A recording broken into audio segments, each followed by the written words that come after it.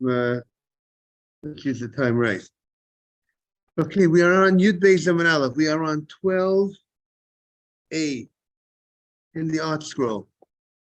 The Gemara is trying to figure out the source for the schach, for the type of schach, the type of materials that we use for a sukkah. We know there are two main halachos about a sukkah, about the schach. I mean, there's maybe three main halachos. It has to be detached from the ground, and the Gemara has to originate from the ground, has to grow from the ground, and also has to not be susceptible to tumah. The item that you use for schach can't be able to contract tumah. Not all things contract tumah. Food contracts tumah. Solids, liquids, utensils contract tumah. So you need something. The Mishnah says that you need something that does not contract tumah in order for it to be kosher for schach. And the Gemara wants to know, where is the source for that, right? So where is the source that it can't be something that's acceptable to tumah? And we said a little Musar idea. We said perhaps the idea of Sukkah is the idea of teaching us about life. About we go into this world, we leave our house, we leave the permanency of one's home, we go into a Sukkah, which the idea is Sukkah is a temporary dwelling. This world is also temporary. This world doesn't last forever. But the job that we have in this world is always to remember is not to mekabel tumah. Right? You like that idea, David? That's the job in the world we got to remember. There's a lot of tumah. There's a lot of contamination out there, Adam. But our job is what? Not to mekabel tumah. That's and also the schach also reminds us of Hashem. Hashem is it's purity, represents the idea of purity. So that's an idea. So now, where is the source for that law? The Gemara was looking for a source because, according to the opinion that says that the Sukkah represents that we lived actually in a Sukkah. So how do you know that the Sukkah today that we have to have has to be of such materials that are not susceptible to tumah? Where is that from? So the Gemara said, now on the top of the page, on Yud Beis Zaman Aleph, 12a. And if you want to send that to the group that we are on. So Ama ki aser Ravin Rabbi Yochanan.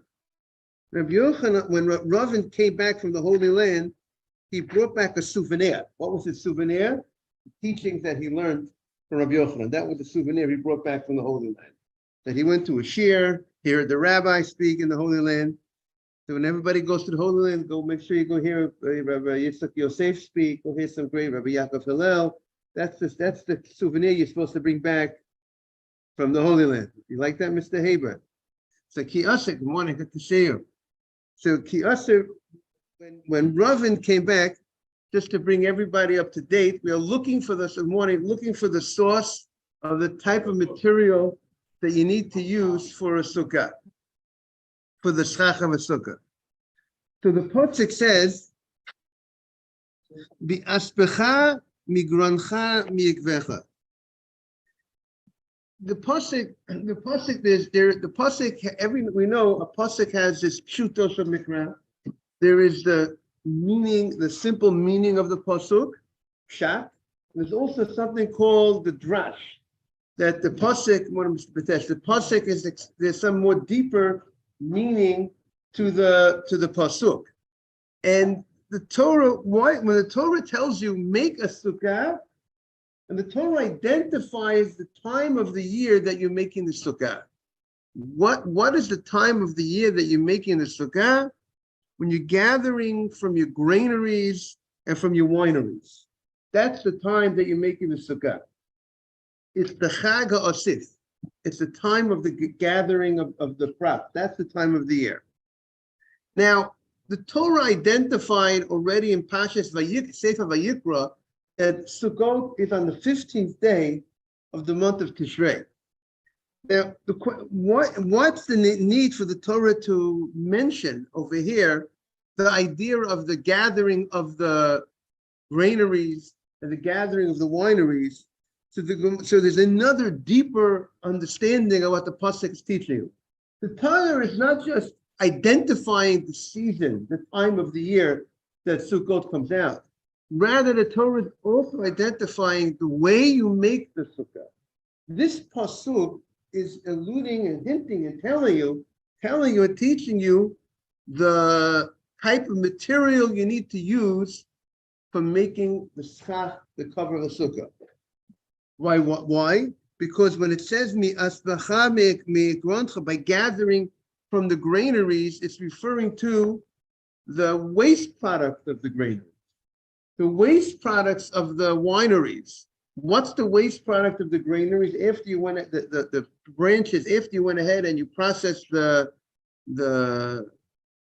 grain, you're left over with the twigs, with the stalks, or when you're finished with the wine, what are you left? You have the branches, you have the vines. These are the waste products that you have. That the waste products after you go ahead and you do your job of pressing the grapes. What are you left with? The pits, the other things of the. That is what the Torah wants you to use for schach. The cover of the sukkah says Chag HaSukkot, Hasilachah. Make for yourself a sukkah for 7 days. What type of material you need to use? The material, when you're going to gather for the schach, that type of material. The material, the waste products of the granaries, which in a certain sense indicates that you're not having a real good cover, not having a real good roof over you for Sukkot. The real roof is Hashem, is the real roof that you're under, so to speak. So that is the meaning of the pasuk of the Solet Goren, the Yekev HaKosem Medaber, the stalk of the grain and the twigs and the branches from the grapes. That is what the pasuk is coming to teach us. Now, so the Gemara shoots back, Ve'ema Goren Atzmo V'Yekev Atzmo. Maybe it means I got to go ahead and use the stalk with the grain inside. Maybe it means I got to go ahead and use the grapes with its twigs. The full product.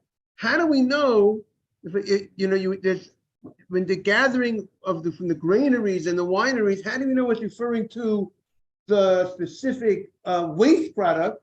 Maybe it's the total product that's in your granary, in your winery. What do you bring to your granaries and your wineries? You bring the grapes in its clusters, and you bring the grain in its stalk. So maybe it's referring to that. So that's the Gemara's question. Is it clear what the Gemara is asking? How do we see? Where in the pasuk is it specifically referring to the specific waste product of the granaries? Good morning, Jaime. Good morning, Rabbi. Morning. We are on Yud Beis Zaman Aleph 12a. The Gemara is looking for a source for the materials you use for the schach. So the Gemara says, Ama Rav Zera.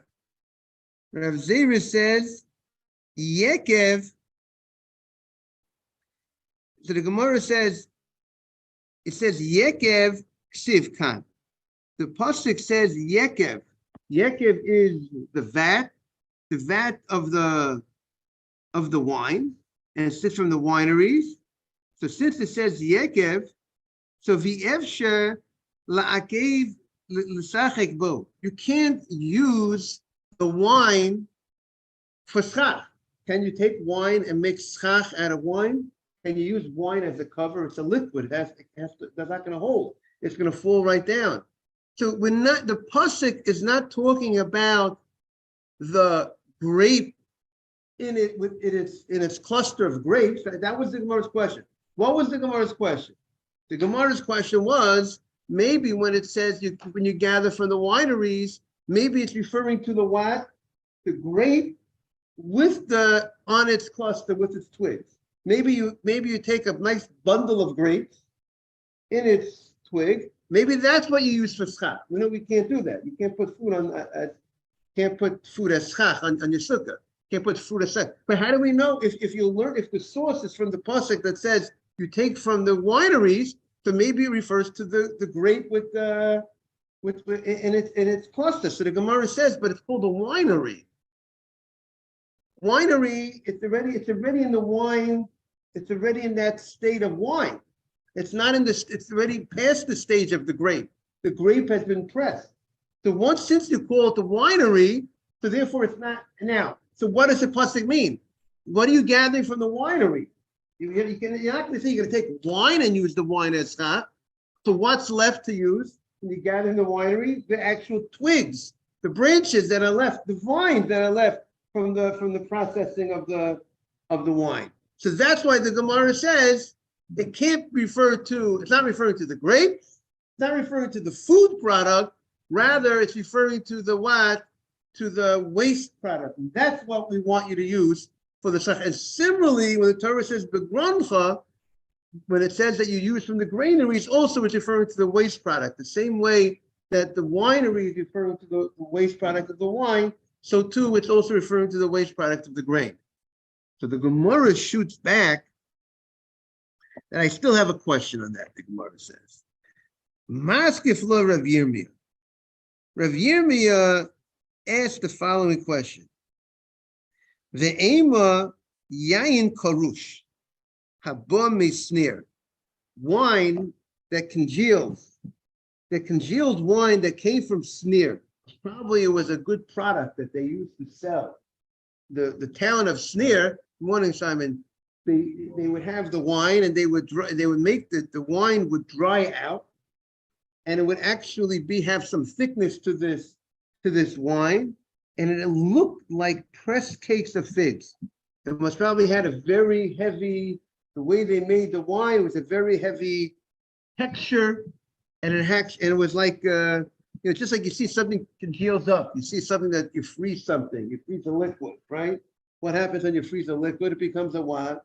Like a salad. So this wine that came from Snir, however they made it in a way, it looked like a pressed cake of figs. It had some thickness to it. So maybe the Torah is referring to that type of wine that you go ahead. Maybe you need to go ahead and use. How do you know it's only referring to the waste product? Maybe it's referring to the wine that you can use wine as schach. And if you use wine as schach, wine is makabel tumah.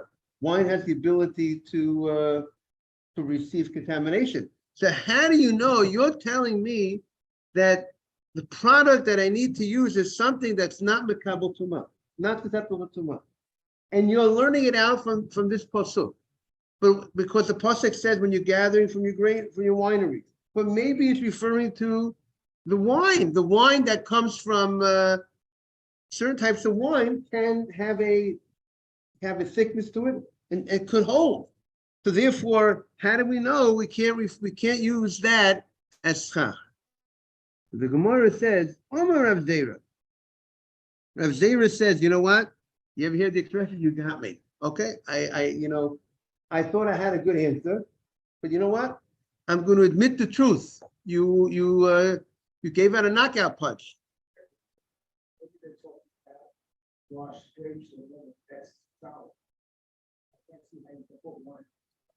But if something congeals up, it sounds like it would have what? No, right, but I'm saying, but how do we know it doesn't exclude that? Because that's the Gemara's question. Maybe it's referring to also that type of wine also.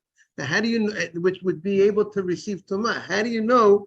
Now, pressed cake has holds together. This wine was a type of thickness, had that thickness that will hold together. That it wouldn't just fall through. So the Gemara says, he says, Rav Zera says, Hamilta have biyadan. You know, we had this idea, this answer about why it couldn't be the wine itself. Va'ati Rav Yirmiyah And Rabbi Yirmiyah came, V'shadei bad narga. He threw like an axe into it, and he knocked it out and put it out. And he knocked out our what we were thinking for a while. We thought we had a good explanation why it's not referring to the wine itself, and he knocked it out. So Rav Ashi comes back, and Rav Ashi brings back the drasha that we said before, and he's going to explain why it cannot refer to the wine itself. It has to refer to the waste product, and the waste product of the granary, and the waste product of the winery, which is not the wine itself, which is the twigs and so on and so forth. So what does he say? Rav Ashi Amar migroncha. The pasuk says from your granary. It doesn't say granary. It doesn't, not the granary itself. It says not the item itself that's stored in the granary. It says from your vat, and not the vat itself, not the wine itself. So the fact that the pasuk says migroncha, mikvecha, so it's coming to tell us not the thing itself, not the item itself that you use, that you store away, but it's from the vat, the items that are from the vat, not the wine itself. So the Gemara says that if the pasuk would have said you got to take gron Chag HaSukkos is the time of the year when you gather groncha, when you gather your grain, and you gather your wine. So then that would mean the wine itself, you make the sukkah from the grain itself, the food itself, the wine itself. But the fact that it says doesn't say when you gather from the granary, the time of the gathering of the granary and the winery talks about from the granary, which the Gemara says that from is indicating not the winery, not the grain itself, but from the grain. Shavuos is the time of Chag HaKotzir, it's the cutting of the grain. There's a time when you after you lay the fruit was out ripening out in the field. This is called Chag HaOsif, the ingathering, the bringing in of the product. You already cut it in Shavuot. That's why it's called a Chag HaKotzir. But the actual bringing in of the product is only in the time of Sukkot. Sukkot is the most, that's called also, that's why it's a very great, happy time for the person, because you're bringing in all your products, all your food. And now Hashem says, I want you to take your happiness and direct it towards Hashem. And I want you to go ahead and leave the comforts of your house, specifically at this time of the year, where you got everything in the bank, and you might get you might get caught up on the physicalities of life. Leave your home and go out to a temporary home. During this specific time of the year, it's not a coincidence that after you bring everything into your house, get everything stored away, now you bring into the storage houses. Now I tell you to leave your house, because I want you to recognize and go into this temporary type of dwelling. What do you have to take what with you? What do you have to take the? No, it's Sukkot is a time that you gather in the grain from the field. That's the time of the year of Sukkot, and that's the time of the year that you bring in all the grapes and you bring in all the. That's the time of Sukkot. That's the literal meaning of the verse. The holiday of Sukkot is a time of the gathering of the crops. Okay, that's the literal meaning of the pasuk. What's so happy about it? You work. No, yeah, but when you work, when you work. Okay, but that means you already worked. You spent all this time. You planted. You plowed. You planted. You harvested. You let it ripe. Now you got all the goods. Now you can open up shop. Now you have food. Whatever you need, you got food on the shelf. You know how a person feels when the cabinets are full with food. It's a very good feeling. You got food. Now you got food for the whole year. Like the Nevi, he has food for himself for the whole year, independent of selling anybody for anything. He now has parnasah for the whole year. So that's an amazing morning, Hyman. It's an amazing time period for the guy. So the Gemara says, Rav Chizda Amar Mehacha. Rav Chizda, he has a different source for the law of our Mishnah. From the pasuk in the Nehemiah, it says, Suhu Hahar. Hashem says over here that I want this. Rashi says this is talking about to make sukkot, and it says, "Well, I want you to make sukkot." And the only thing that it says to make when it talks about making the sukkah, building the schach, it talks about items that grew from the ground and are not makabel tumah. Those are the things that the pasuk enumerates when it tells us about making a sukkah. Look what the pasuk says. The pasuk says, "Su'uha, go to the mountain, v'haviyei zayit, bring the leaves, the olive leaves." That's what we are on. Morning, Mr. Silverman. We are on 12A1 on the bottom right corner. Go bring the leaves, v'alish eight shemen, and go bring the leaves from the olive trees. V'ale hadas, go bring the leaves from the hadassim. V'ale tmarim, go bring the palm leaves. And it says v'ale eitz avot. Now eitz avot is the hadassim. The Gemara is going to ask that it seems like we're talking about hadassim get mentioned twice in the book. But from this book, we'll address that in a moment. But the Gemara's, the source here is, when it tells you to go ahead and make a sukkah, what does it tell you to get? What are the materials the pasuk says to get to make the sukkah? Leaves. All items that originally grew from the ground, branches. But these things are not makabel tumah. These things are not susceptible to tumah. They're not food. They're not utensils.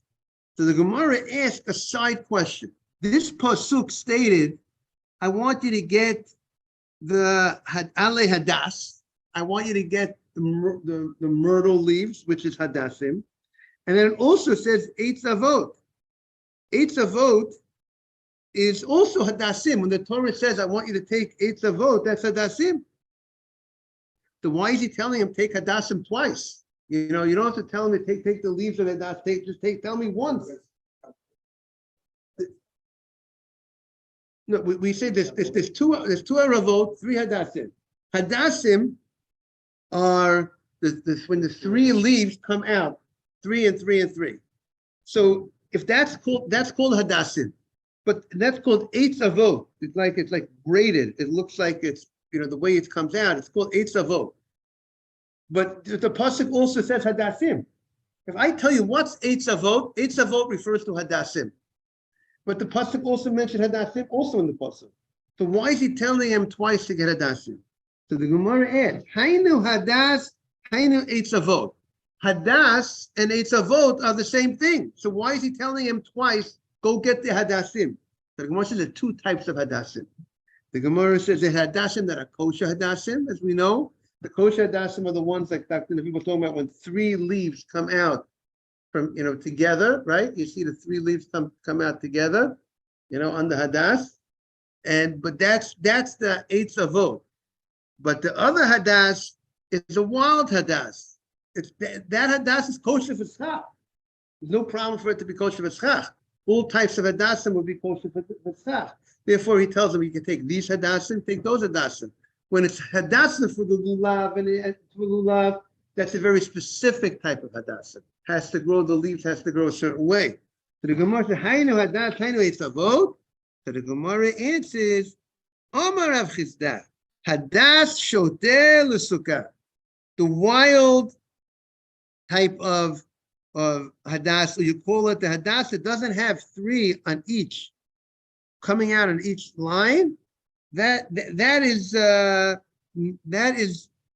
good for Sukkah, but not good for the lulav. But the Eitz Avot, and when the pasuk says Eitz Avot, that's referring to the kosher hadas, and that's so there's two different types of hadasim, and therefore it's important to note he's telling them you could take both type of hadasim. That's why he refers to that. Sometimes you can be in the same family, but when you're different, you get mentioned separately. So therefore, it's they're both in the family hadasim, but they're different types of hadasim. Therefore, he mentions each one separately when it comes to using it for schach. But when it comes to using it for the lulav and etrog, it's a specific type of hadash that we need to use. Okay. Yes.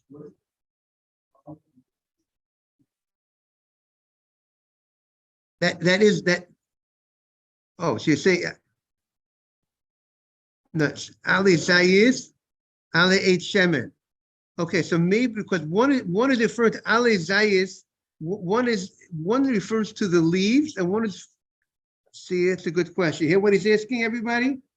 He's asking, one is called an Eight Shemen, which is Eight Shemen should be the oil. So why is one called? So it seems to be repetitious. Let's see if one of the commentators here addresses the issue, because it says the leaves of a Eight Shemen, a tree, which sounds like an oil tree, and then it says in leaves, see, you know what they answered? Because they say that one is the branch and one is the leaf. That's what he said. In olive tree, you have the branch and you have the leaf. So they're two different items. And that's why they're mentioned separately. Take the branch of the olive tree, and then you have the leaf of the olive. They're two different items. They're not the same thing. What'd you say? Go out to the mountain and branches with. Okay, very good. So that there are two different. 1 second. Man, bring branch with olive leaf. You say from there, but the language of the pasuk, you see, they put that in. It's interesting they put that in, but the language of the pasuk is bring alei zayin, and then it says alei eight shemen.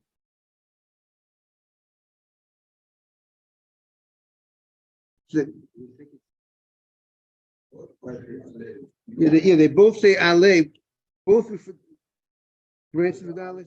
These are those things. Yeah, so they both mention the word leaves, right? They both say the word leaves. So it's a good question. Let's see if they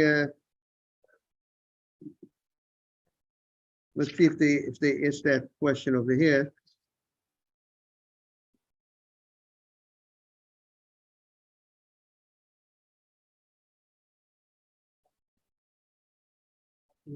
Okay, we'll have to do some homework to address Dr. Navid's question and see what's the difference between the alei zayid, bringing and alei eight shemen. Okay, we have to do some homework to look up the pasuk and the commentaries over there. Okay, we're continue in the Mishnah. Chavile kash v'chavile eitzim v'chavile zradim. These are bundles of kash. Kash is like the straw, the stubble, bundles of straw, and bundles of wood, and bundles of cane, type of reeds, chavilas radim. These, if you have bundles of wood, if they're bundled together, you can't take a bundle. Let's say you have a bundle, and Tosfos quotes Yerushalmi, a bundle is not less than 25 reeds. You have to have at least 25 reeds to be considered a bundle. And we're going to see what the issue, the Gemara is going to explain what's the issue. Why can't I use a bundle of wood? To have wood, each piece of wood, so it's not makabel tumah. The wood, it's not susceptible to tumah. It's not food on it. It's not food. It grew from the ground. It's a flat piece of wood. And yet now we're finding there's a problem if you bundle it together. And according to Tosos, a bundle of 25 According to Rashi, even a bundle of 3. But the halacha follows Tosfos. 25. If there's 25 sticks tied together as a bundle, I can't now, and now I want to go ahead. I have a number of bundles of wood. I want to go ahead and I want to place the bundle of wood for schach. I want to put bundles of wood bundles means they're tied together. I can't go ahead and use that for schach. Mishnah says I can't use it for schach. This is for schach. For walls is no problem. Walls, you can use anything for walls as long as the item is sturdy. It's not, it's not like some people have this canvas sukkahs. But if it flops, if the wall flops, if that cloth flops, that's not good. It has to be sturdy in. That's good enough. Yes, Simon. Why would anybody put a bundle of wood? Okay, he had instead of he had in the storage house. He had bundles of he put away bundles of the stuff, and now he says, you know what? I need to make a sukkah, and I read. Oh, very good. So the Mishnah says what you say, Simon. The Mishnah says if you untie it, the Mishnah states the kulan shatirin kisherot. If you untie it, then it's kosher. So if you untie the bundle, meaning you went ahead and you placed the bundle. Good morning, Aaron. Good to see you. You placed the bundle on the sukkah, and then you untied the bundle. Then it is fine.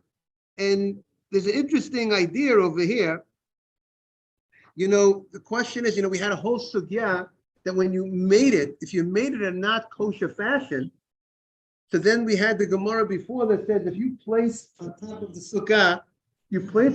sukkah, a vine that was attached to the ground, and then after you placed it on top, then you cut the vine.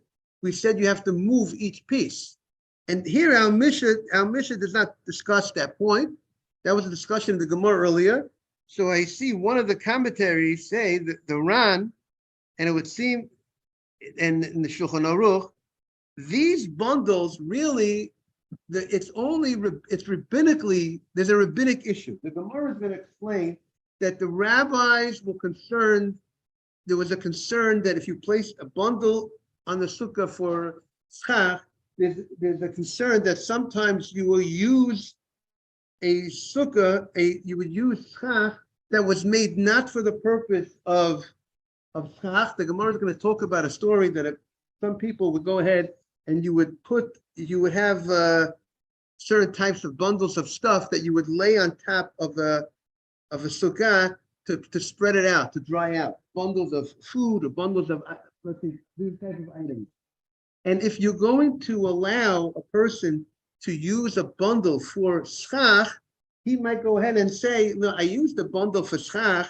You know what? If I already have my bundles already spread out, I'll just use that as a sukkah. But those bundles were spread out not for the purpose of schach. If you have bundles that were spread out to dry out, that's not a kosher schach. Schach has to be made for the purpose of schach, protection from the sun, as a shelter. But a sukkah, when the cover of the sukkah, good morning, is made for some other purpose, not for the purpose of shelter from the sun, that's not kosher schach. It's a very interesting. So the intention is the key. Good morning, Rafi. The intention is a key. It's not always about the action. It's about the intention. So the intention of why you're putting up this cover makes the whole difference. So if you put the cover for the purpose of drying out the food, and then you decide, what, Sukkah is coming. I might as well just go in there and use that for sukkah. It's not a kosher sukkah because it wasn't placed for the purpose of protecting from the sun as a shelter. The rabbi said, even when you are intending to place the bundle for the purpose of what? Of schach, of sukkahs, but since I'm afraid that if I use this bundle, I'm going to use the other type of bundle, which is not kosher. So the rabbis, to protect, to ensure that we won't make the mistake. Now, bundles less than 25 it's not a bundle that you would spread out, that you would place to dry out. You wouldn't place a bundle less than 25. So less than 25, we won't have that concern. But therefore, the rabbis, to protect us, they said, go ahead, and we're not going to allow you to take a bundle with the intent to make it for Succah. But if you went ahead and you violated the rabbinic law, and you made the bundle, and you placed the bundle on the Sukkah for the intention of Sukkah, so rabbinically there's a problem. So what the rabbi said, if you just cut the bundle, now it's no longer a bundle, that's good enough. You don't have to, since the issue is a rabbinic issue, the rabbis weren't so strict that once you fix the issue by making it no longer a bundle, right? Because now you're it's no longer money boys, it's no longer a bundle, that's good enough. They don't require you to go ahead and now and move every piece. If the placement of the tzach was invalid from the Torah level, then you would be required to move each and every piece to make it, now you're making it in a kosher fashion. But really, on a Torah level, when you place a bundle with the intention of to be a schach, it's kosher minaturi, because you intended to make it your schach, your cover. But rabbinically, since it's bundled, it's a problem. As long as you untie the bundle, that's good enough. Yes, Mr.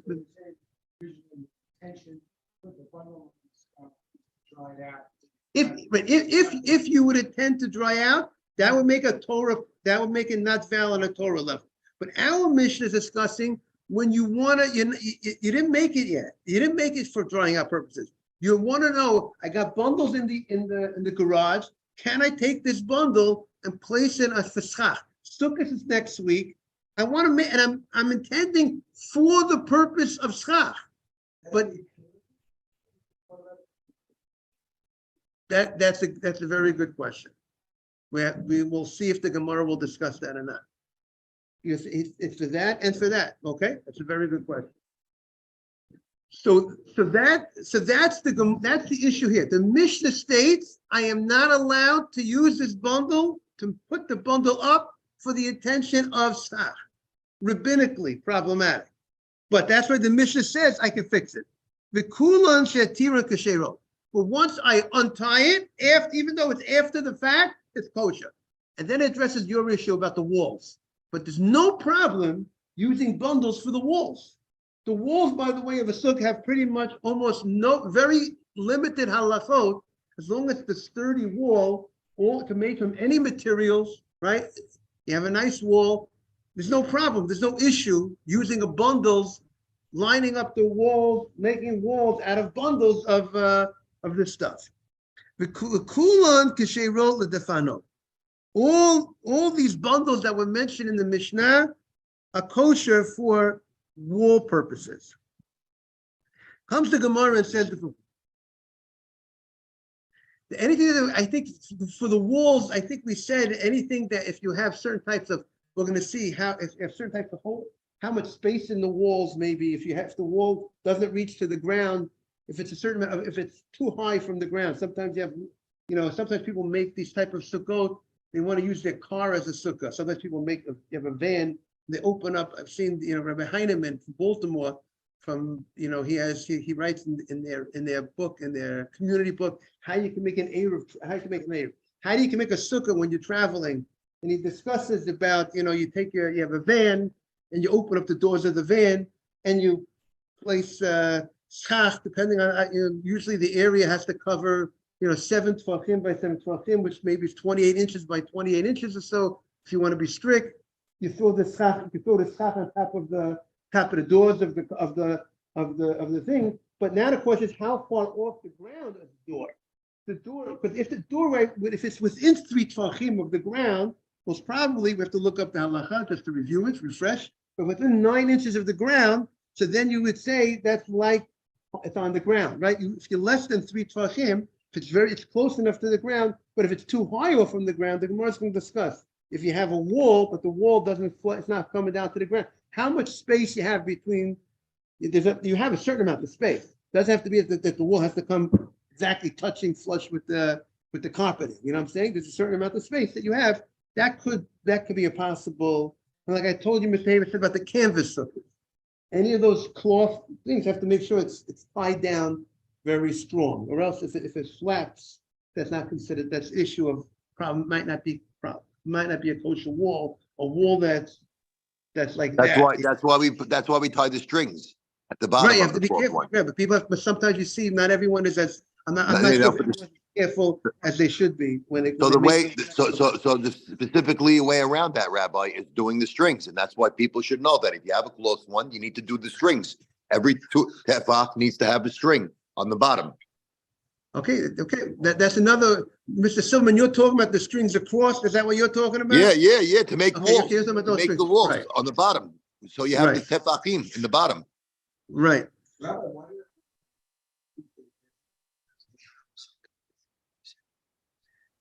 Oh, very good. The Mishnah says, the fact that the Mishnah says you can't it doesn't say you can't, which point of attention? It has to be used for yeah, because it says ain b'sachim. The language of the Mishnah is, I have these bundles, I can't use them for schach. So what does that mean? What is my intention? I am intending to use it for schach. But the Mishnah tells us that if they're tied as a bundle, I can't use it as schach.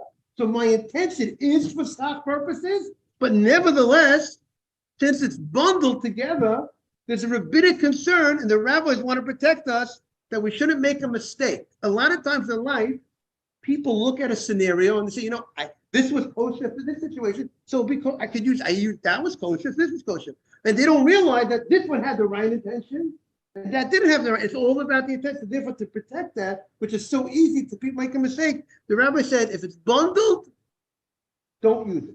You can't use it lechatchila, but if you use it, then untie it. I want to wish everyone a great day.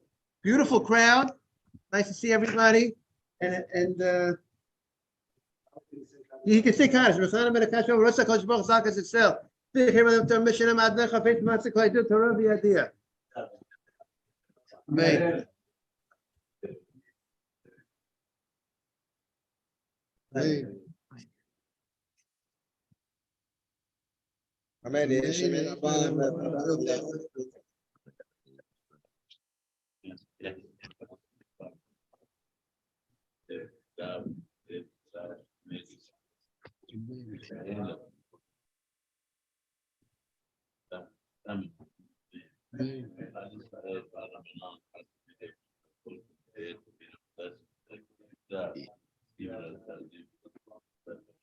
Amen.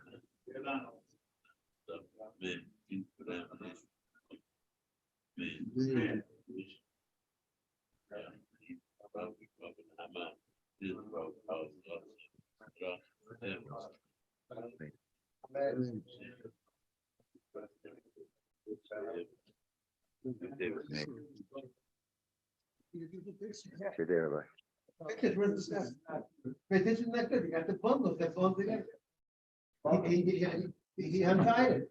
But it didn't look good exactly, even though you could cut it out. This is the next bit. Give me an explanation.